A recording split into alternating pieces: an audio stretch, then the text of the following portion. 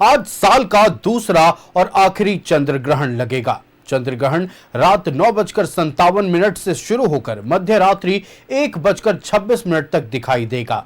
ग्रहण की अवधि कुल 3 घंटे 28 मिनट की होगी। भारत के अलावा यह दुर्लभ घटना यूरोप, अफ्रीका, पूर्वी ऑस्ट्रेलिया और न्यूजीलैंड के कुछ हिस्सों से भी देखी जा सकेगी।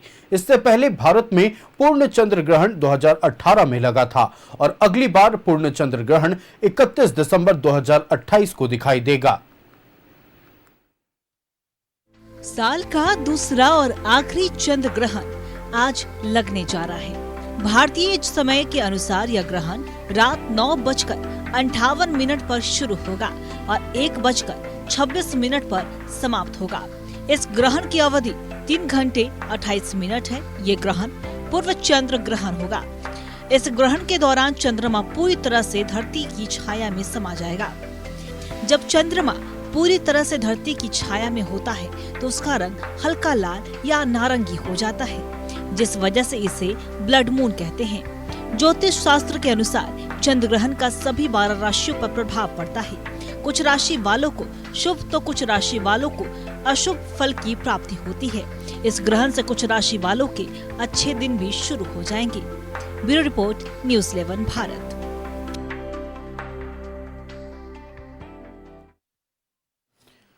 आज चांद पर ग्रहण लगेगा। रात में 9:57 पर चंद्र ग्रहण दिखेगा, जो कि रात के 1:26 ग्रहण की समाप्ति होगी। रात 11:42 पर आसमान में पूर्ण चंद्र ग्रहण दिखाई देगा। दुनिया की करीब 77% आबादी पूरे ग्रहण को देख सकेगी। चंद्र ग्रहण की कुल अवधि 3 घंटे 28 मिनट की होगी। चंद्र ग्रहण का सर्वाधिक प्रभाव रात 11:01 से लेकर रात 12:22 के बीच रहेगा। चंद्र ग्रहण से इन लोगों को सावधान रहना होगा। चंद्र ग्रहण के दौरान वातावरण में नकारात्मक ऊर्जा का संचार अधिक रहता है। चंद्र ग्रहण के दौरान गर्भवती महिलाओं को सबसे ज्यादा सावधान रहना चाहिए। चंद्र ग्रहण के समय घर से बाहर नहीं निकलना चाहिए। ग्रहण की किरणें गर्भ में पल रहे भ्रूण पर बुरा प्रभाव डाल सकती है। गर्भवती महिलाओं के अलावा बीमार व्यक्ति और बूढ़े लोगों को भी ग्रहण के दौरान घर से बाहर नहीं निकलना चाहिए। आज चंद्र ग्रहण के दिन आप ओम श्रं श्री श्रौ सह चंद्रमसे नमः का जाप करें। जाप से मानसिक शांति मिलेगी, तनाव कम होगा।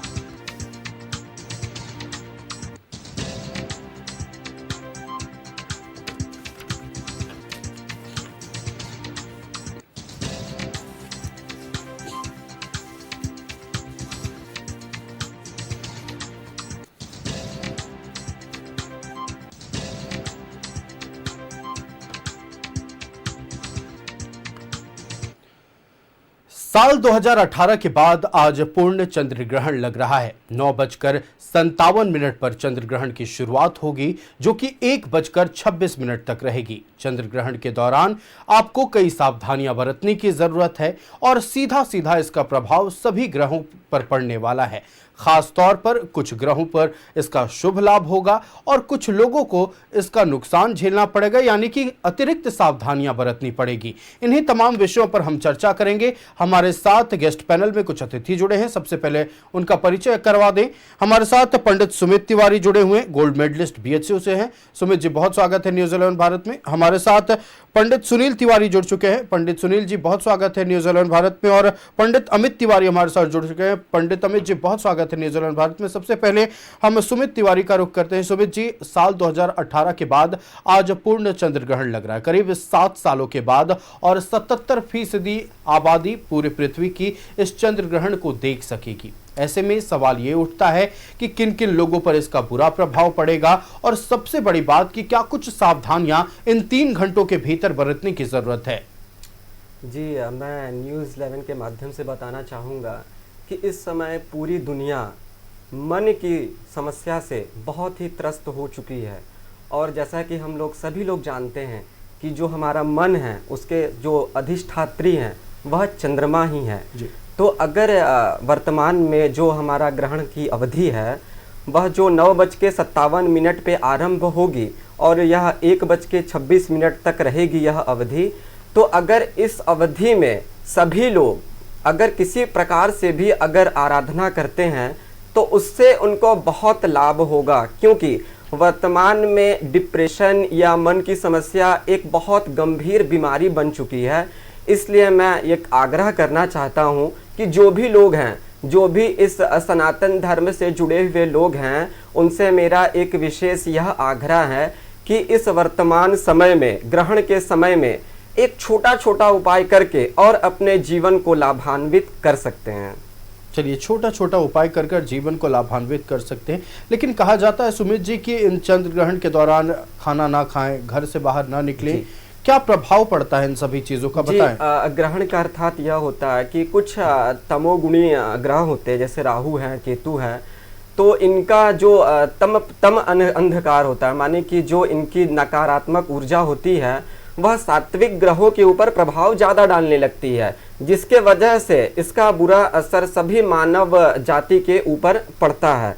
तो अगर इसमें सावधानी रखा जाए, जैसे कि खान पान में, भोजन में, क्योंकि इस समय किया गया जो भोजन होता है वह हमारे शरीर में व्याधि को ही देता है, उपद्रव को ही देता है, रोग को ही देता है। तो इसीलिए इस अवधि में किसी प्रकार का कोई भोजन नहीं करना है और सदैव सावधानी रहते हुए और आराधना करना है। चलिए, आराधना करना है, प्रभु का ध्यान कीजिए ताकि आने वाली समस्याओं का निराकरण हो सके। हम चलते हैं सुनील तिवारी जी के पास। पंडित सुनील हमारे साथ जुड़े हुए हैं। पंडित सुनील जी, देखिए, कहा जाता है कि अलग अलग राशि फलों पर इसका प्रभाव पड़ता है। कुछ के लिए ये अच्छा होता है, किसी के लिए अच्छे दिन की शुरुआत हो जाती है, किन्हीं पर बुरा प्रभाव पड़ता है। कौन कौन से राशिफल वाले व्यक्तियों पर क्या कुछ प्रभाव पड़ेगा, इसके बारे में भी थोड़ी जानकारी हमारे दर्शकों से साझा करें। देखिए, पहली बात तो सीताराम, और हम ये बताना चाहेंगे, जैसे सुमित जी के माध्यम से आपको बताया गया कि चंद्रमा जो होता है वो मन का कारक होता है। कहा जाता है कि चंद्रमा मनसोजा तक चक्षुः सूर्यो अजायत। तो चंद्रमा जो है वो मन का देवता है। तो अभी ऐसी समस्याएं हैं कि जो है तो 100 में से 90% लोगों को मन की अशांति प्रदान की जा रही है। मन की अशांति चारों तरफ फैल रही है। तो अभी का जो समय चल रहा है, अभी जो चंद्रग्रहण पड़ रहा है, इसमें कई राशियों को कई तरह का प्रभाव देखने को मिलेगा। पहले तो मेष राशि हो गई, इसमें थोड़ा बहुत आपको लाभ होगा। मिथुन राशि हो गई, इसमें क्या है कि मन से संबंधित पीड़ा आपको हो सकती है। और कर्क राशि हो गई, मृत्यु तुल्य कष्ट हो सकता है आपको। और सिंह राशि हो गई, स्त्रियों को विशेष सावधानी रखी है। जिन स्त्रियों की सिंह राशि होगी उनको थोड़ा विशेष सावधानी रखनी है।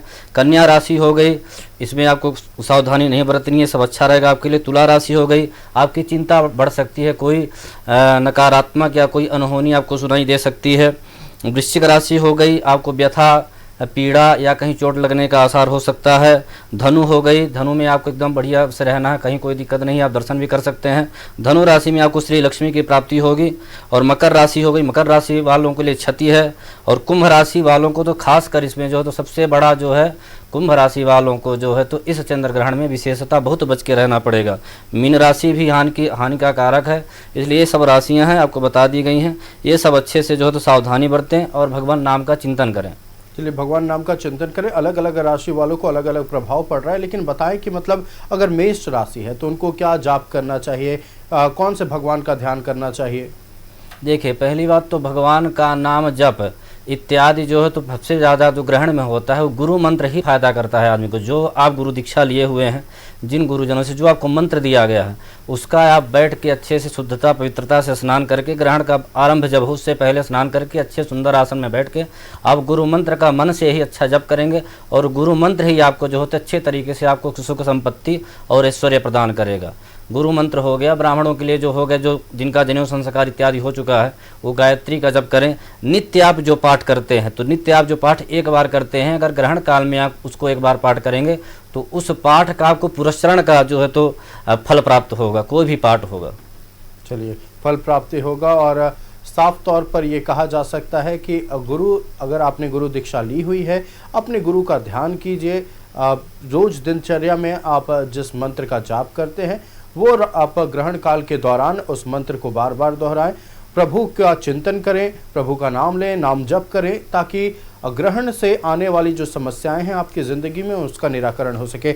हम चलते हैं पंडित अमित तिवारी जी के पास। पंडित अमित जी, देखिए, कई ऐसे जो लोग हैं जो इन चीज़ों पर भरोसा नहीं रखते हैं, ज़्यादा झुकाव उनका साइंस की तरफ है, उनका कहना है कि ये महज एक साइंटिफिक फेनोमेनन है, इससे कोई फ़र्क नहीं पड़ता है। लेकिन वहीं दूसरी तरफ हम एस्ट्रोलॉजर्स की सुनते हैं या आप जैसे विद्वानों की सुनते हैं, आप लोगों का कहना होता है कि नहीं, इसका प्रभाव पड़ता है और निश्चित तौर पर ये नज़र भी आता है। तो क्यों मतलब इस तरह का द्वंद्व, दो अलग अलग पहलू सामने आते हैं?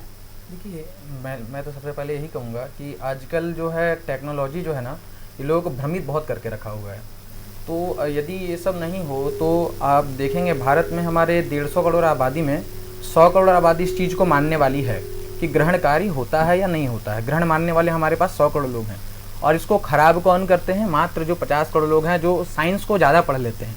और इसमें भी जो साइंस को ज़्यादा पढ़ लें वो तो मान ही रहे हैं कि ग्रहण है, ठीक है। तो ग्रहण जो है इस बार जो है सतभिषा नक्षत्र में पड़ रहा है, जिसके स्वामी कुंभ राशि है, कुंभ के स्वामी रहते हैं राहु, ठीक है। तो ये राहु में इसका जो है ग्रहण लग रहा है, ठीक है। और जो अभी की जो मानसिकता है लोगों की कि नहीं, ये तो केवल एक साइंटिफिक रीज़न है, ऐसा कुछ नहीं होता है, चंद्रमा के सामने ये ग्रह आ जाने पे ऐसा हो जाता है, वैसा हो जाता है, तो अपना अपना सबका लॉजिक है। लेकिन जो ज्योतिष शास्त्र है इसको आप नकार नहीं सकते हैं कभी भी। ये पूर्व काल से ही चलता चला आ रहा है। हमारे पास आने वाले 10 साल के बाद भी किस समय में क्या कौन सा ग्रहण लगेगा उसकी भी पूरी पर्ची हमारे पास पड़ी हुई है, कितने समय के लिए लगेगा। तो इतनी गणित हमारे ज्योतिष शास्त्र ने पूर्व काल में ही कर रखा है। तो इसके लिए जरा सा भी सोचना नहीं है कि क्या है क्या नहीं है। तो ये चीज़ आपको बना करके रखनी है, क्योंकि ज्योतिष जो है वो एक छोटा विषय नहीं है, ज्योतिष एक बहुत बड़ा विषय है।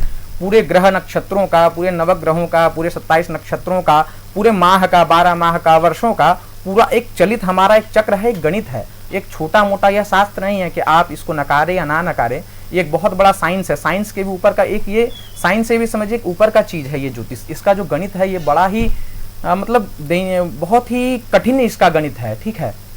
तो इसको जो नहीं जानते हैं, जो इसको समझ नहीं सकते हैं कि क्या, जैसे कि एक हम प्रकार से आपको बतलाते हैं कि जो इन सब चीज़ों में नहीं मानते हैं, वो साइंस को मानते हैं, तो उनके लिए भी आज ग्रहण है, वो भी आज मानते हैं कि आज ग्रहण होगा। तो हम इसी चीज़ को अपने सनातन धर्म में ग्रहण कहते हैं, जो कि आज हमारे यहाँ लग रहा है। हमारे भारतवर्ष में यह दिखाई देगा। और भी अन्यत्र क्षेत्र हैं जिसमें हम विशेष चर्चा नहीं करते हैं। हम भारत में रहते हैं तो हम भारत की ही चर्चा करते हैं कि इस भारत में यह 3.5 घंटे के आसपास का यह ग्रहण रहेगा, और इसमें बहुत सारे लोग लाभान्वित होंगे और बहुत सारे लोगों को कष्ट भी होगा, ठीक है। चलिए, तो लाभान्वित कैसे होंगे ये बता दीजिए। लाभान्वित तो देखिए, सबसे पहले मैंने आपको पूर्व में ही कहा कि यह जो ग्रहण है यह राहु काल में, मतलब राहु पे लगेगा, ठीक है ना। तो जो राहु केतु शनि के जातक हैं उनको इस बार सावधानी बरतनी है। जैसे कि कुंभ राशि वाले जो हो गए, जिनको घात अर्थात किसी प्रकार का ऐसा उनके घात हो सकता है, परिवार से घात हो सकता है, मित्र से घात हो सकता है, या व्यापार में किसी के साथ बिजनेस करते हैं तो उसमें उनको घात हो सकता है, अर्थात धोखाधड़ी जो होता है ना। राहु का काम क्या है? राहु का काम जाल फैलाना, ठीक है ना। तो वो जाल फैलाएगा तो उसी पे यह ग्रहण लग रहा है, तो दोष उसी को, राहु को ही लगेगा। तो जो भी लोग राहु और केतु के जातक हैं, शनि के जातक हैं, उनको बड़ा ही इस बार कष्ट होने वाला है, उनको घात होने वाला है। घात कैसा कि उनके बिजनेस में उनको लॉस होगा, उनके पार्टनर उनको धोखा देंगे, या उनके परिवार में कोई उनको घात दे सकता है। तो ये अगर वह चाहते हैं कि उनसे वह बचे रहें तो उसके लिए वो क्या करें? शनि देव की उपासना करें। एक मूल मंत्र है, मैं विशेष तो आपको नहीं कहूंगा कि आप बहुत बड़ा उच्चारण करें। ओम सन शनिश्चराय नमः, इस मंत्र का आप उच्चारण करें ग्रहण काल में लगभग 3 घंटा 28 मिनट, अर्थात मूल रूप से आप माने 3.5 घंटे का यह ग्रहण काल है। इसमें आप ओम सन शनिश्चराय नमः का जप करते रहें, या तो फिर राहु का ओम रंग राहवे नमः, दोनों में से आपको जो लगे कि मैं इसका उच्चारण कर सकता हूं, यह मेरे लिए सुटेबल है, तो आप उसका उच्चारण इस ग्रहण काल में करें। जैसे पूर्व में ही हमारे पंडित जी ने बताया, सुनील तिवारी पंडित जी ने, कि कौन कौन से ग्रहों को क्या क्या फल मिलेगा। तो जो मेष राशि वाले हैं, मेष राशि के वालों के लिए क्या है? उनको इस बार लाभ होने वाला है। कैसा लाभ होगा? वह किसी चीज में यदि पैसा लगाए हों या उनका किसी प्रकार का व्यापार चल रहा हो तो उनको शुभ संकेत मिलने वाले हैं, उनको लाभ होने वाला है, उनके बिजनेस में उनको लाभ होने वाला है। और वृष राशि को क्या होगा?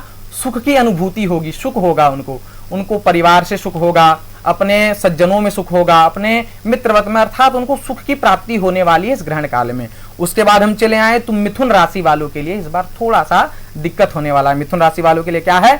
मान हानि, अर्थात आपको निसंदेह आपको कलंक लग सकता है। कैसा कलंक लग सकता है? आप पे कोई किसी प्रकार का लांछन लगा सकता है, आपको कोई बुरा भला बोल सकता है, इत्यादि इत्यादि जो जितने भी कष्टप्रद है, जो आपके कैरेक्टर को वो करे, खराब करें, ऐसा आपके ऊपर लांछन लग सकता है। ठीक है, उसके बाद आते हैं हम कर्क राशि पे। कर्क राशि वालों के लिए भी मृत्यु तुल्य कष्ट होने वाला है। अर्थात मृत्यु तुल्य कष्ट कैसा होता है कि मृत्यु जो है, मृत्यु तुल्य, जिस प्रकार से एक व्यक्ति की मृत्यु हो जाती है तो उसको जिस प्रकार की कष्ट होती है, उसके परिवार को जैसा कष्ट होता है, वैसा ही कष्ट इस बार होने वाला है कर्क राशि वालों के लिए। अर्थात उन्हें बहुत ही दुखद परिस्थितियों से उन्हें गुजरना पड़ेगा इस चंद्र ग्रहण के बाद। बिल्कुल, कर्क राशि के बारे में थोड़ा विस्तार से बचा तो कि हम लोग भी जो है अपने दर्शकों को ग्राफिक्स के माध्यम से कुछ जानकारियां दे रहे हैं जो हमारे पास पहले से है। थोड़ा विस्तार से बताएं कर्क राशि के बारे में। कर्क राशि वालों के लिए मृत्यु तुल्य कष्ट के बारे में बतलाया गया। हमारे शास्त्र में ज्योतिष गणनाओं ने लिखा कि उन्हें इस बार मृत्यु तुल्य कष्ट होने वाला है, मृत्यु के समान कष्ट। अब मृत्यु आप जानते हैं सबसे इस संसार में कष्ट वाला चीज कोई है तो वह मृत्यु ही है, मृत्यु ही है। ठीक है, तो मृत्यु, आपको मृत्यु के तुल्य कष्ट होने वाला है। और मृत्यु के तुल्य अर्थात हम एक मूल रूप से माने तो जैसे किसी प्रकार के आपके परिवार में कोई आपको कोई ऐसा कटु शब्द बोल देगा, या आपके गुरुजन या आपके सज्जन या आपको आपके मित्र जिनसे आपकी अपेक्षा नहीं होगी कि यह मुझको ऐसा बोल सकता है या मेरे साथ ऐसा कर सकता है, वह लोग आपके साथ ऐसा करेंगे जिससे आपको कष्ट होगा। अर्थात आप छोटी छोटी बातों से दुखित हो जाएंगे, आपको छोटी छोटी बातें बुरी लगने लगेंगी सिंह राशि कर्क राशि वालों के लिए। ठीक है, और मूल रूप से आप देखा जाए इस कर्क राशि वालों के लिए तो उन्हें परिवार से, खासकर विशेष इस परिवार से ही छोटी छोटी बातें, जैसे कि आपका बड़ा भाई या छोटा भाई आपको कुछ ऐसा शब्द बोल दे जिससे आपको कष्ट होने बिल्कुल लगेगा। मतलब मन से जुड़ी हुई जो मन से जुड़ी बढ़ सकती है। हाँ जी, जैसे कि चंद्र पे ग्रहण है, पूर्व में ही हमारे पंडित जी ने बतलाया कि चंद्रमा मन का कारक होता है, तो चंद्रमा मन से जुड़ा हुआ जो भी कार्य होगा कर्क राशि वालों के लिए तो उन्हें कष्ट ही होगा, मन से अर्थात दुखी होने वाले हैं कर्क राशि वाले। लेकिन अभी पंडित जी बता रहे थे सिंह राशि के बारे में। सिंह राशि में महिलाओं को विशेष और सतर्कता बरतने की जरूरत है। सिंह राशि में क्या प्रभाव पड़ेगा बताएं दर्शकों को। सिंह राशि वालों के लिए तो मैं पहले स्त्रियों के बारे में बता दें। स्त्रियां जो भी गर्भवती हैं स्त्रियां, वो इसका विशेष पालन करें। सिंह राशि वाली स्त्रियां जो भी हैं उनका विशेष पालन करें। जो भी गर्भवती हैं वो भगवान नारायण का स्मरण करें। ओम वसुदेवाय नमः, ओम नारायणाय नमः, ओम विष्णवे नमः इत्यादि इत्यादि मंत्रों का जो भी भगवान विष्णु के मंत्र उनको ज्ञात हों या वो गुरु दीक्षा लिए हों तो उनका जप करें, भगवान विष्णु का विशेष ध्यान रखें। और जो स्त्रियां अभी पढ़ रही हैं वो विशेष करके भगवान विष्णु का ध्यान करें, क्योंकि उन्हें कष्ट होने वाला है। कष्ट कैसा होगा? उनके परिवार में, उनके पढ़ाई में उनको कष्ट होने वाला है। विशेष देखा जाए तो उनका जो पढ़ाई क्षेत्र होगा, उनका जो भविष्य होगा, उस पे यह ग्रहण आघात करेगा, यह ग्रहण उसके लिए उनको कष्ट करेगा। और पुरुषों की तरफ देखा जाए तो पुरुष क्या करेंगे? पुरुष के लिए स्त्री तुल्य ही कष्ट होगा, अर्थात पुरुषों को स्त्रियों से कष्ट मिलने वाला है, अर्थात उनकी माताओं से या उनके पत्नियों से उनको इस बार कष्ट होने वाला है। ठीक है, कुछ ऐसा होगा जैसे उनको कष्ट होगा। तो मैं इस पे व्याख्यान नहीं करता हूं, बस मूल रूप में आपको बतलाता हूं कि स्त्रियों से पुरुषों को इस बार सिंह राशि वाले पुरुषों को स्त्रियों से कष्ट होने वाला है। उसके बाद हम आए कन्या राशि पे, तो कन्या राशि वालों को सुख की अनुभूति होगी, अर्थात उन्हें सुख की ही अनुभूति होगी, सुख ही सुख उनको प्राप्त होगा। हर जगह से उनको सुख की मूलता मिलेगी। कुछ भी वह देखा जाए तो अगर वह किसी चीज में पैसा लगाए हों या किसी प्रकार का वह काम करते हैं तो उनको उसमें शुभ समाचार उनको मिलने वाला है, अर्थात केवल उनके साथ शुभ ही शुभ होगा। तो कन्या राशि वालों के लिए तो मैं यही कहूंगा कि आप एक आसन पर विराजमान होकर के अपने सुख की अनुभूति के लिए भगवान नारायण का ही पूजन करें, भगवान नारायण का स्मरण करें। ओम नारायणाय नमः इस मंत्र का उच्चारण करें या इस मंत्र का जप करें या संकीर्तन करें, भगवान नारायण का भजन कीर्तन इत्यादि अपने घर पर। बिल्कुल अमित जी, तो निश्चित तौर पर कन्या राशि वालों को लाभ मिलने वाला है, जैसा कि बता रहे थे पंडित अमित तिवारी के। अलग अलग राशि फल के लोगों वालों को अलग अलग फायदा मिलने वाला है। अब हम चलते हैं सुमित तिवारी जी के पास। देखिए, हम विस्तार से चूंकि बात कर रहे हैं अलग अलग राशि फल के बारे में, सिंह राशि की बात हो गई, कन्या राशि की बात हो गई, वृश्चिक राशि वालों को कितना प्रभाव पड़ने वाला है सुमित जी बताएं। जी, मैं बताना चाहूँगा कि वृश्चिक राशि वालों को व्यथा होने वाली है। व्यथा का अर्थात ये होता है कि हमारा कुछ चला जाना, जैसे कि हमारा कोई पैसा है या परिवार में कोई व्यक्ति है या किसी प्रकार का कोई भी किसी चीज़ का व्यथा हो जाना, वह चला जाना हमारे जीवन से। तो वृश्चिक राशि वाले बड़ा ही सावधान रहें। अगर वह कहीं पैसा लगाना चाह रहे हैं या कहीं भी ऐसे बिजनेस में जुड़े हुए हैं तो वहाँ पे वो सतर्क रहें। और सतर्कता के साथ इस समय में जो वृश्चिक राशि वाले हैं वह लाल वस्त्र धारण करके मन में ओम नमः शिवाय का जप करे, इससे उनकी व्यथा कम होगी। इसके पीछे का अगर कारण देखा जाए तो देखिए, जो चंद्रमा है वह भगवान शंकर के शीश पे विराजमान होते हैं। तो अगर भगवान शंकर की भी आराधना हम करते हैं इस ग्रहण काल में, तो उससे भी हमारा चंद्रमा जो है ठीक होगा, और जो उससे हमको मिलने वाली जो कष्ट है, जो व्यथा है, वह कम हो जाएगी। इसलिए मेरा अनुरोध है कि जो भी वृश्चिक राशि वाले हैं वह सावधान रहें, और ग्रहण की जो अवधि है, जो समय है, उसमें भगवान शंकर की आराधना करें। नमः शिवाय, ओम नमः शिवाय जो भी जानते हैं उसमें वह भगवान शंकर की आराधना करेंगे तो उनकी व्यथा निश्चित ही कम हो जाएगी। चलिए, और अब आगे बढ़ते हैं। कर्क राशि वालों पर क्या प्रभाव पड़ने वाला है? जी, जैसा कि अभी अमित जी ने बताया कि कर्क राशि वाले जो है उनको मृत्यु तुल्य कष्ट होगा। इसके पीछे का अगर हम रीजन देखें तो जो कर्क स्वामी है, जो कर्क राशि है, उसके स्वामी चंद्रमा बनते हैं। ठीक है, चंद्रमा उसको रूल करते हैं। तो जब चंद्रमा पे यह ग्रहण लगेगा तो उसी राशि, मतलब जो चंद्रमा की राशि है कर्क राशि, उन्हीं को ज्यादा दिक्कत होगी, क्योंकि ग्रहण उसी स्वामी के ऊपर है, उस राशि के स्वामी के ऊपर है। जैसे कि अमित जी ने बताया कि मृत्यु तुल्य कष्ट होगा, किसी भी प्रकार से हो सकता है। मृत्यु तुल्य कष्ट अर्थात धन से भी हो सकता है, परिवार से भी हो सकता है, मन से भी हो सकता है। तो अगर इनके बारे में कहा जाए तो यह भी बहुत सावधान रहें। क्यों? क्योंकि इन्हीं राशि वालों के ऊपर विशेष ग्रहण का प्रभाव रहेगा। तो इनको क्या करना है कि इनके लिए मैं एक उपाय बताना चाहूंगा कि यह सफेद, मतलब कि सफेद वस्त्र को धारण करें और ग्रहण के अवधि में अपने सामने एक गिलास पानी रखें, एक गिलास जल रखें, और उस जल में ओम चम चंद्रमसे नमः इस मंत्र का जप करते हुए 3 बार अक्षत छोड़ें। अगर ऐसा कर लेते हैं इस ग्रहण के अवधि में, इस ग्रहण के समय में, तो निश्चित ही मृत्यु तुल्य कष्ट उनकी कम हो जाएगी, और जो भी उनके साथ होने वाली जो घटनाएं हैं वह कम होकर उनको फल की भी प्राप्ति बिल्कुल पंडित होगी। जी, हम लगातार बात करना चाह रहे हैं अलग अलग राशि फलों के बारे में, अलग अलग राशि के लोगों पर क्या प्रभाव पड़ेगा, हम इस पर भी बातचीत करेंगे। आज पूर्ण चंद्र ग्रहण लग रहा है। हमारे साथ कुछ विद्वान पंडित बैठे हुए हैं। हम अलग अलग राशि फलों के बारे में उनसे बातचीत कर रहे हैं। किस राशि फल पर कितना प्रभाव पड़ेगा, क्या उसका निवारण है, अगर अच्छी सुखद संदेश है तो कैसे उसको हासिल करने के लिए क्या कुछ किया जाए, इन तमाम विषयों पर हम बातचीत कर रहे हैं।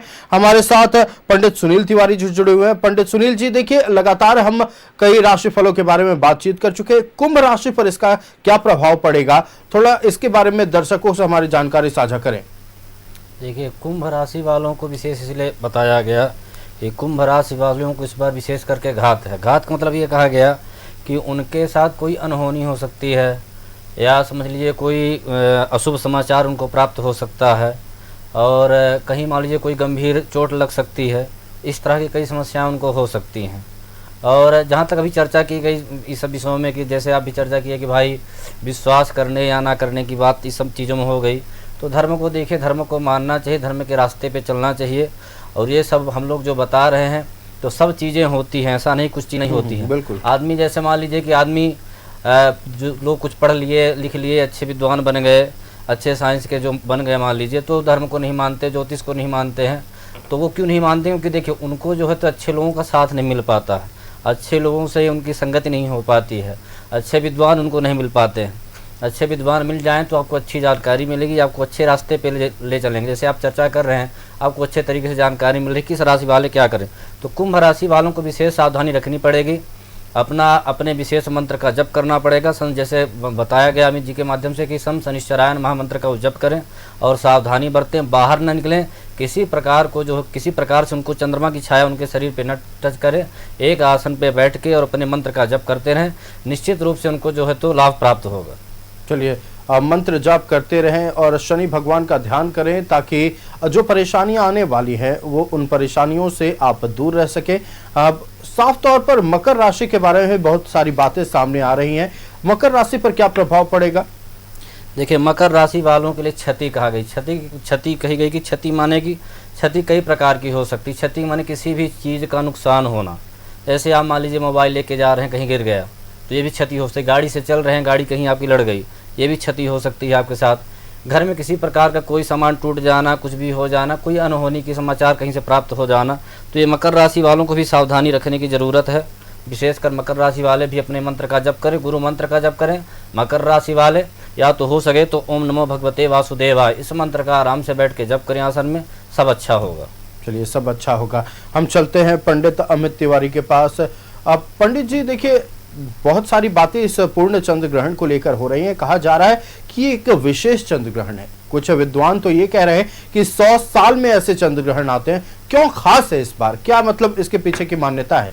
देखिए, विशेष हम इस चंद्र ग्रहण पे बात करें तो यह चंद्र ग्रहण है इस बार बड़ा ही विशेष है। क्यों? क्योंकि यह पूर्ण चंद्र ग्रहण बहुत वर्षों के बाद, ये इस 2018 में यह पूर्ण चंद्र ग्रहण आया था, उसके बाद यह चंद्र ग्रहण आ रहा है, इसीलिए यह विशेष है। इसीलिए इसे सारे विद्वान इसे विशेष बतला रहे हैं। और विशेष बतलाने का भी बहुत सारा कारण है, क्योंकि यह राहु के ग्रह पर आ रहा है। तो जो भी राहु केतु के जातक हैं, यह राहु केतु का कार्य क्या है? केवल यंत्र जाल वाला कार्य होता है। तो इसीलिए विद्वान कह रहे हैं कि यह जो राहु वाला कार्य जो करते हैं, आजकल सभी लोग राहु का ही कार्य करते हैं। सबकी कार्य आजकल कंप्यूटर से, फोन से या किसी न किसी यंत्र जाल अर्थात इंटरनेट के माध्यम से ही हो रहा है। तो इस पे बड़ा ही वो प्रभावित करने वाला है, इन चीज़ों को वो प्रभावित करने वाला है। इसीलिए सभी विद्वान बतला रहे हैं कि यह बड़ा ही विशेष है। और इस समय जो भी राहु के जातक हैं, राहु केतु शनि के जो भी जातक हैं, उनको इस बार बड़ा ही विशेष ध्यान रखना है। इसीलिए इसको विद्वान लोग बतला रहे हैं कि बड़ा ही विशेष है, क्योंकि ये बहुत वर्षों के बाद आया है। तुलसी पत्ता का ग्रहण के दौरान विशेष महत्व हो जाता है, क्या महत्व है, बताएं थोड़ा इसकी भी जानकारी। तुलसी पत्र का और कुश का, दोनों का बड़ा ही विधान बतलाए हैं कि आप इस ग्रहण कार्य में क्या क्या कर सकते हैं, क्या क्या नहीं कर सकते हैं। तो उसमें सबसे बड़ी बात है भोजन का विशेष ध्यान रखना होता है कि हमें भोजन किसी प्रकार का ना जल ग्रहण करना होता है ना भोजन करना होता है। यदि आपने पूर्व काल में कोई भोजन बना रखा है तो उस भोजन में कुश को डालें। कुश ना उपलब्ध हो सके तो उसमें तुलसी का पत्र अवश्य ही रखना चाहिए, जिससे हमारा भोजन शुद्ध रहता है। भोजन पे जो नकारात्मक ऊर्जा होती है उसका प्रभाव नहीं पड़ता है। क्योंकि हमारे शास्त्र कहते हैं कि ग्रहण कार्य में अगर ग्रहण का समय चल रहा हो और उस ग्रहण काल में कोई भोजन कर ले तो वो एक एक कीड़े को खाने के समान का उसको दोष लगता है। इसलिए उसमें तुलसी का पत्र डाल देना चाहिए या उसमें कुश डाल देना चाहिए। अगर वह कुश या तुलसी का पत्र नहीं डालते हैं तो वह जो भोजन पड़ा हुआ हमारे पास भोजन है वह भी कीड़े के समान हो जाता है, तो उसको वह ग्रहण करने के योग्य नहीं रहता है। इसीलिए हमको उसमें कुश या तुलसी का पत्र डाल करके ही रखना चाहिए। मतलब देखिए, लेकिन कुछ ऐसी भी बातें सामने आती है। ऐसा नहीं है कि सारे लोग 9 बजे घर पहुंच जाते हैं। कुछ ऐसे भी लोग हैं, जैसे हमारा पेशा है कि रात के 11 बजे हम घर पहुंचेंगे। कुछ सैनिक है जो तैनात हैं, कुछ पुलिसकर्मी हैं जिनकी मजबूरी है बाहर रहना।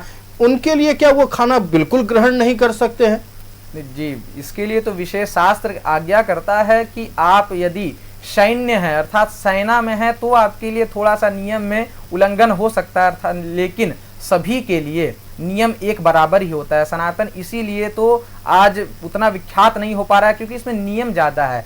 आप उसमें देखेंगे जा करके हमारे सनातन में तो आपको हर एक जगह आपको रोका जाएगा कि ये मत करो, ये मत करो, ये मत करो। इसके लिए लोग आपको बतलाते हैं कि इन चीज़ों को, जैसे आपने बतलाया कि बहुत सारे लोग 9 बजे से के बाद ही अपने घर को जाएंगे, तो वह उससे पूर्व ही अपने ऑफिस में किसी प्रकार का कुछ आप मंगवा करके खा लें या जल को पी लें। उसके बाद लेकिन आप ग्रहण काल में किसी प्रकार का आप भोजन या जल को ग्रहण ना करें। इसके लिए मैं आपको अवश्य कहूँगा कि आप किसी प्रकार का जल ना ग्रहण करें, भोजन ना ग्रहण करें। इससे आप बचें, जितना आप बच सकते हैं उतना आप इन चीज़ों से बचें। और सेना के लिए कहा जाए तो हमारे सैन्य के लिए शास्त्र में कहा गया कि सेना इन चीज़ों से रहित हो सकती है। अर्थात जो सेना है, राजाओं की जो सेना होती है, अब हमारे जो भाई जो हैं जो बॉर्डर पे खड़े हैं, उनको यदि किसी प्रकार का जल या अन्न ग्रहण करना हो तो उनके लिए उतना दोष हमारे शास्त्रों ने नहीं बताया। अर्थात सैन्य के लिए थोड़ा सा हमारे लिए शास्त्र उनको थोड़ी सी अनुमति देती है, उसके अलावा और किसी को उतनी अनुमति नहीं देती है। यह शास्त्र, हमारा शास्त्र जो है ज्योतिष शास्त्र। बिल्कुल, देखिए तुलसी पत्र इसलिए भी हो जाता है महत्वपूर्ण, चूंकि देखिए तुलसी की हम पूजा करते हैं और शुद्धिकरण के लिए तुलसी का इस्तेमाल होता है। जितने भी नकारात्मक प्रभाव पड़ने वाले हैं उनसे उसको दूर रखता है। और फिलहाल हम चलते हैं पंडित सुमित तिवारी के पास। पंडित जी देखिए, कई तरह की बातें सामने आती है चंद्र ग्रहण के दौरान कि बाहर नहीं निकलना चाहिए, और विशेषकर जैसा कि आपने बताया कि जिन राशि के लोगों पर ज्यादा प्रभाव पड़ रहा है उनको बाहर नहीं निकलना चाहिए। मजबूरन अगर मान लीजिए किसी को बाहर निकलने की जरूरत पड़े, एहतियातन क्या करने की जरूरत है?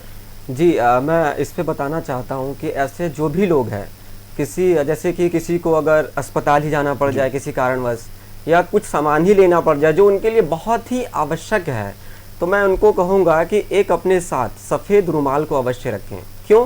क्योंकि जो भी सफ़ेद वस्तु है या सफ़ेद चीज़ है वह हमारे चंद्रमा से रूल होते हैं। अगर हम उनको साथ में रखेंगे अपने साथ, तो उससे उसका प्रभाव कम रहेगा, और जो भी आवश्यकता हमको पड़ती है बाहर की, चाहे वह अस्पताल की हो या किसी प्रकार की भोजन की हो, या कहीं किसी के पास मिलने के लिए जाना है, और बाहर निकलने से पहले अगर वह कुछ भी जप कर लें इस दौरान, तो प्रभाव कम हो जाता है। प्रभाव कम हो जाता है। जैसा कि आपने बताया कि ग्रहण के दौरान जो है नकारात्मक ऊर्जा काफ़ी अपने कह सकते हैं अपने चरम पर होती है, नकारात्मक ऊर्जा का प्रभाव लोगों को पड़ता है। ऐसे में सवाल ये उठता है, जिन इलाकों में अंत्येष्टि होती है, जिन क्षेत्रों में अंत्येष्टि होती है, वहाँ फिलहाल इस ग्रहण काल के दौरान क्या कुछ मतलब माहौल बन जाता है या फिर क्या प्रभाव वहाँ पड़ता है? क्योंकि बहुत क्यूरियोसिटी होती है लोगों की कि आम लोगों के लिए जब इतनी परेशानी पड़ रही है, जहां अंत्येष्टि होती है, उदाहरण के तौर पर शमशान घाट जैसे इलाकों में, वहां क्या प्रभाव रहता है? देखिए अंत्येष्टि स्थान जो भी होते हैं उसमें ग्रहण का बहुत ही विशेष प्रभाव होता है। माना जाता है हमारे शास्त्रों में कि उस स्थान पे अगर कोई भी जाके जप तप करे तो उसका बहुत ही प्रभाव होता है और वह बहुत जल्दी सिद्ध भी हो जाता है। तो हमारा जो बनारस ही देखा जाए, प्राचीन समय में हम लोग जब गुरु जी के शरण में रहते थे, तो हमारे गुरु जी लोगों की आज्ञा होती थी कि अगर किसी भी बालक को अगर विद्या की भावना हो या किसी प्रकार का ऐश्वर्य की भावना, तो वह शमशान में जाके अगर आराधना करता है ग्रहण में, तो उसका प्रभाव बहुत ज़्यादा हो जाता है। क्यों?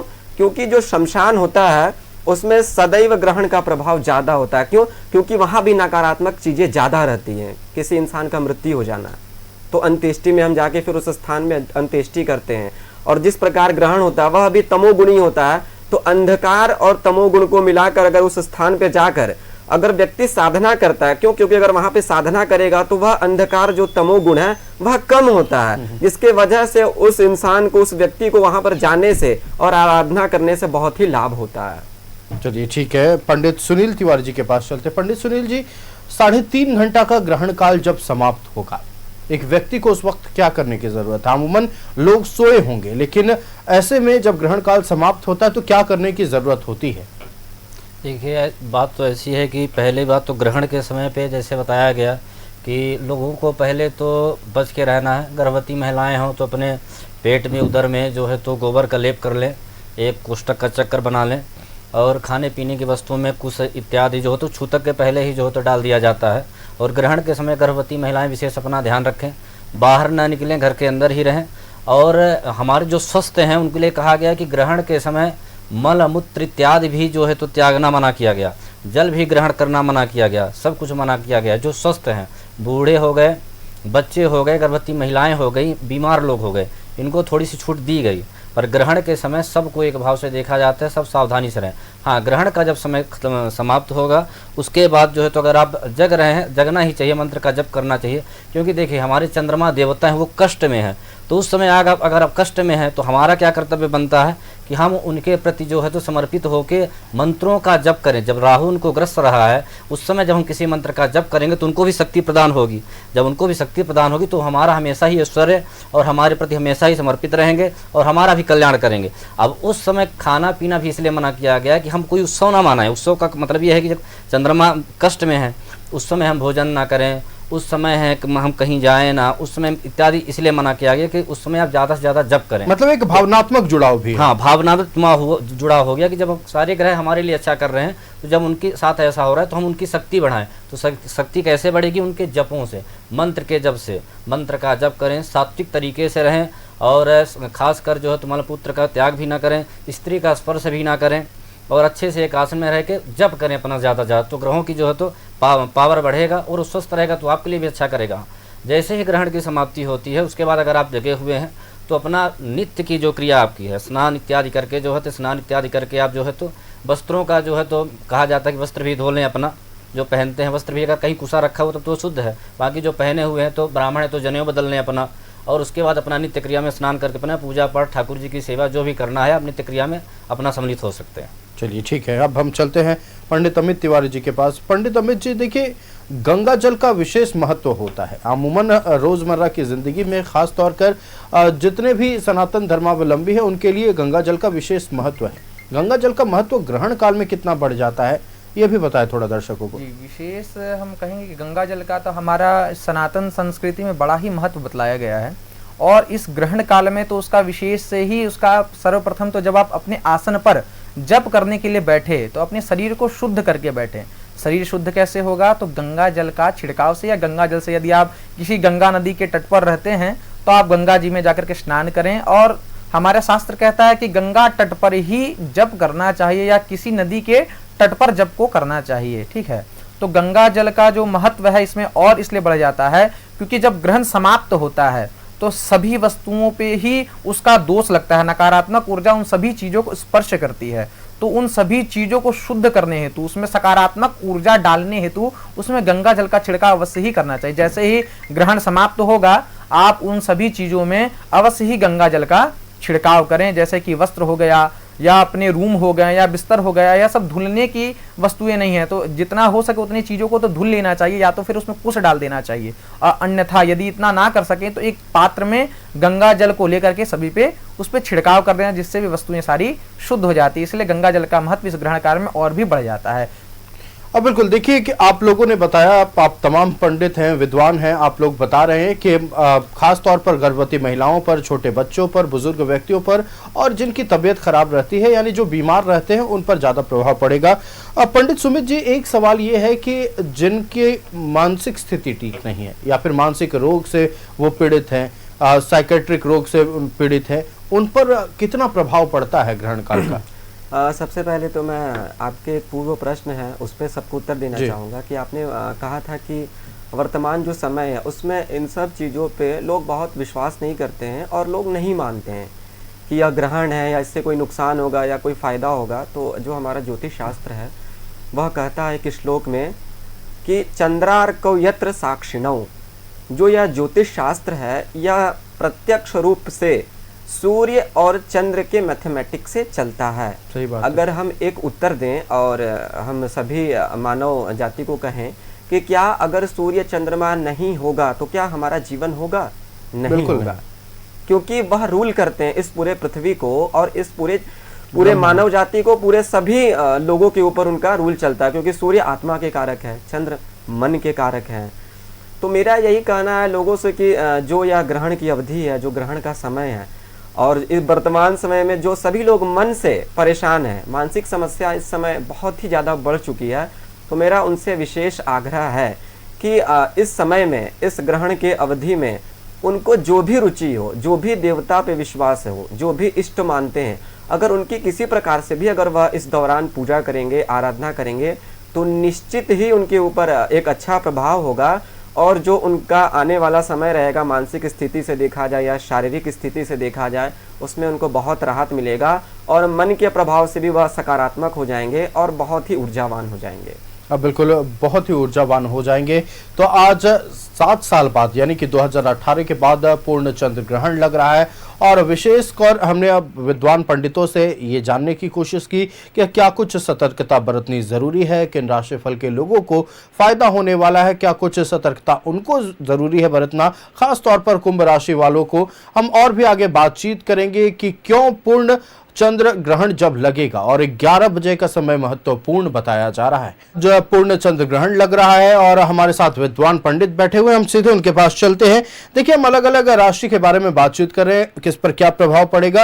अब पंडित अमित जी, तुला पर क्या प्रभाव पड़ने वाला है? तुला राशि पे हम विशेष देखें तो तुला राशि वालों को चिंता का इस बार सामना करना पड़ेगा। वो चिंता, अकस्मात उनको चिंता हो सकती है किसी भी चीज़ों से, उनको बड़ा ही घुसा है चिंता, अर्थात वो डूब जाएंगे। मन, जैसे ग्रहण किसका है, चंद्र पे ग्रहण है तो चंद्र किसका कारण है, कारक है, मन का कारक है। तो मन के कारण उन्हें खूब चिंता होगी। चिंता एक मन का ही कारण होता है, खूब भ्रम में वो इस बार जीने वाले हैं। यह जो ग्रहण है उनको भ्रमित करके रखेगा, चिंतित करके रखेगा, उन्हें छोटी छोटी चीजों से चिंता होने लगेगी, अर्थात हर एक चीज का उनको दूर जाने का चिंता होगा, उसके उनके लिए वो धन की चिंता हो, वाहन की चिंता हो, परिवार की चिंता हो, अपने स्वास्थ्य को लेकर के चिंता हो, मतलब वो चिंता में ही उनको व्यतीत होना पड़ेगा। और यदि इन चीज़ों से वह बचना चाहते हैं तो वो भगवान शिव का पूजन करें, क्योंकि भगवान से पूर्व में ही हम लोगों ने बताया कि मन के देवता चंद्रमा है और चंद्रमा भगवान शिव के पास हैं। तो अब शिव का ओम नमः शिवाय या नमः शिवाय का पूजन करें या जप करें। उस जप से, उस जप काल में, इस ग्रहण काल में उसका जप करें। उस जप से उनकी ये जो चिंता है वह निसंदेह कम होगी, इसमें कोई संशय नहीं है। इसमें कोई संशय नहीं है। हम चलते हैं पंडित सुनील तिवारी जी के पास। पंडित सुनील जी, मीन राशि वालों पर क्या प्रभाव पड़ेगा? देखिए, मीन राशि वालों को कहा गया कि हानि होगी, तो मीन राशि वालों को हानि होगी। हानि के विषय में आपको बताया गया पहले ही कि हानि माने जैसे मान लीजिए हम किसी शेयर मार्केट इत्यादि में कुछ पैसा लगाए हुए हैं तो अचानक से कोई खबर आ जाना, या कोई हमको पैसा देने वाला वो कोई खबर आ जाना, इसी तरह गांव इत्यादि में या फिर कहीं भी अपने कुछ रिश्तेदार रहते हैं तो कोई खबर आ जाना कि भाई ऐसा हो गया वैसा हो गया। तो इसलिए आपको जो है तो मीन राशि वालों को जो है तो हानि माने हर तरह से आपको कहीं ना कहीं नुकसान प्राप्त हो सकता है। आप एक भी कदम बढ़ाएं तो बड़ी सावधानी से बढ़ाएं और घर से बाहर ना निकले हो सके तो मीन राशि वालों को कहा गया। और आपको उपासना करनी है तो आप जो है तो दुर्गा जी का जो है तो अच्छे ढंग से दुर्गा द्वारा 300 मार व एम ह्रीम क्लीम चामुंडे इत्यादि मंत्र का जब जो है तो आराम से बैठ के कर सकते हैं। इसमें आपको अवश्य ही लाभ प्राप्त होगा। बिल्कुल। पंडित सुमित जी, धनु राशि वालों पर क्या प्रभाव पड़ेगा? जी, मैं बताना चाहूँगा कि धनु राशि को इस बार लाभ है, क्योंकि जो चंद्रमा है इसमें एक देखा जाता है कि कौन से ग्रह किसके मित्र भी हैं, इससे भी काफ़ी चर्चाएं होती है। तो कोई कोई ऐसे ग्रह हैं जिनकी दो राशि के ऊपर आधिपत्य है, तो एक राशि को लाभ है और एक राशि को कष्ट है। तो जो धनु राशि है, तो धनु राशि को इस बार बहुत ही लाभ होने वाला है। अगर वह किसी भी धार्मिक कार्यों से जुड़े हुए हैं या वह धर्म कर्म में रुचि रखते हैं तो इनसे भी उनका बड़ा ही यश होगा और बड़ा ही सम्मान होगा और उनको बहुत ही लाभ रहेगा, चाहे वह बिजनेस में हो, परिवार में हो, चाहे मित्र के साथ हो। मतलब लाभ की हम यहाँ बात कर सकते हैं कि जो भी धनु राशि के जातक हैं उनको लाभ रहेगा। अगर वह इस लाभ को और भी ज़्यादा बढ़ा के लेना चाहते हैं या चाहते हैं कि हमको और खूब लाभ हो, तो वह साथ में भी धर्म कर्म को और इस ग्रहण के दौरान जो भी उनके इष्ट हैं या गुरु मंत्र हैं उसका आराधना करने से उनको और भी उत्तम लाभ और अवश्य ही होंगे। बिल्कुल। एक एक कर हमने सभी राशियों के बारे में जाना, क्या कुछ करना है नहीं करना है इस दौरान, कैसे आप पर जो संकट आ सकते हैं उससे बच सकते हैं, कैसे जिनको पहले से भी फायदा पहुंच रहा है और उस फायदे में बढ़ोतरी हो सकती है। लेकिन एक सबसे महत्वपूर्ण और अंतिम सवाल हम वह पंडित सुमित जी से करना चाहेंगे। पंडित जी, देखिए, एक सवाल जो इस वक्त सबके मन में है कि 11 बजे के बाद, रात्रि 11 बजे के बाद चंद्र ग्रहण अपने पूरे प्रभाव पर होगा। पूरे प्रभाव पर होने का क्या मतलब है, थोड़ा विस्तार से बताएं हमारे दर्शकों को। जी, मैं विस्तार पूर्वक बता रहा हूँ। दरअसल इसमें होता क्या है कि जैसे हमारे जीवन में जब कोई खराब समय आता है, ठीक उसी प्रकार भी यह जो चंद्र ग्रहण है इसमें क्या होगा, जो अंधकार है, जो तमोगुण है, वह चंद्रमा को ग्रसेगा। तो जब जैसे ही ग्रसेगा तो उस प्रकार से पृथ्वी में जो भी मानव जाति है, जो भी लोग हैं, सबको कष्ट या फायदा होने वाला है। तो जब भी ग्रहण मध्य में होता है, आरंभ होके जब मध्य में होता है तो वह चरम सीमा पर होता है, चरम सीमा को वह प्राप्त करता है। तो जब चरम सीमा पे होती है यह ग्रहण, तब अनेक फायदे और नुकसान होते हैं। तो मेरा सभी से यह विशेष आग्रह है कि जो भी लोग इस ग्रहण काल में, ग्रहण अवधि में अगर किसी प्रकार की भी आराधना कर लेते हैं या पूजा पाठ अनुष्ठान करते हैं, मन से तन से कहीं भी बैठ के, जो उनसे हो सके, क्योंकि सभी लोग से तो संभव नहीं है कि वह आसन पे बैठ के कर सके, क्योंकि सब लोगों की अलग अलग स्थिति होती है, कोई कहीं पे है, कोई कहीं पे है। अगर कहीं से भी, अगर एक मन से किसी प्रकार से भी अगर स्मरण भी कर पाए, अगर ऐसा वह कर लेते हैं इस ग्रहण काल में, तो उनको यह जो होने वाला जो फायदा या नुकसान है, जिनको नुकसान है उनका नुकसान अवश्य ही कम हो जाएगा और जिनको फायदा है उनके फायदे में और भी बढ़ोतरी हो जाएगी। बिल्कुल। तो एक एक कर हमने हर बारीकियों को जाना। हमने जाना कि कैसे इस 3.5 घंटे के ग्रहण काल के दौरान आप खुद को सुरक्षित रख सकते हैं, अपने मन पर, आपके मन पर जो प्रभाव पड़ने वाला है उस प्रभाव को कैसे कमजोर कर सकते हैं, और जिनके लिए अच्छा हो रहा है खैर उनका अच्छा है, और खाना नहीं है इस दौरान क्योंकि नकारात्मक प्रभाव पड़ेगा। और भी हमने उपाय बताए कि क्या करना है ग्रहण खत्म होने के बाद। तमाम विद्वान पंडित हमारे साथ जुड़े हुए थे। आप सभी का बहुत धन्यवाद। आपने अपना महत्वपूर्ण समय हमें दिया और हमारे दर्शकों को वो तमाम बारीकियां बताई जो ग्रहण काल के दौरान होने वाला है। तो फिलहाल आप अपना ख्याल ग्रहण काल के दौरान जरूर रखिए। मुझे दीजिए इजाजत। देखते रहिए न्यूज़ 11 भारत।